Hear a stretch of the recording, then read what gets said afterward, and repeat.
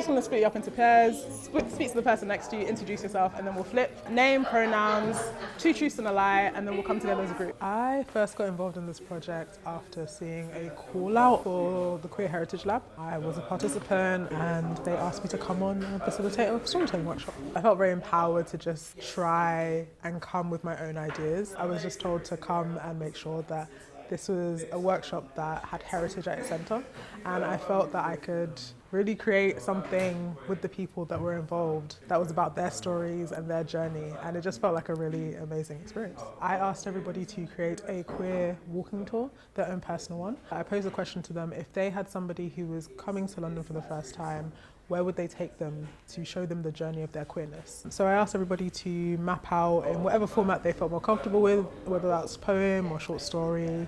I even said that you could make it into a play or a film at a later date. I really wanted them to feel empowered to think about where their journey of self-exploration and coming into themselves has taken them throughout the City of London. Carl's Harbour Lane, shoulders cold, Batman's legs, Old Kent Road.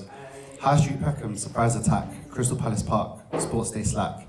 Is there a title for it at the moment? All Stars. I called it that because when you said something about mapping out locations, I was thinking of the grime song Southside All Stars, where it just lists places in South London. I'd actually like to split the table into 2.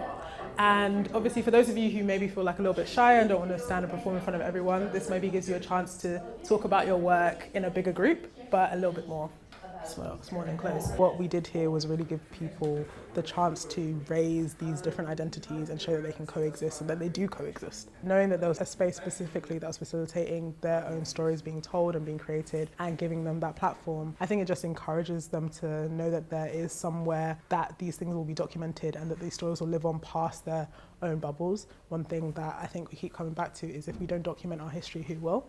So this is a great example of documenting our own journeys and our own histories. How do your cultural heritage and your queerness coexist, and why do maybe some people feel like you have to have them separate and they can't be together? If you are nervous about telling stories, if you feel like you maybe have something that you wanted to share, you've never had a platform to share it, or if you don't even consider yourself a storyteller or a writer, I think just come. The fact that you are a queer global majority individual, you have a story that we don't often get to see or doesn't often get exposed or platformed.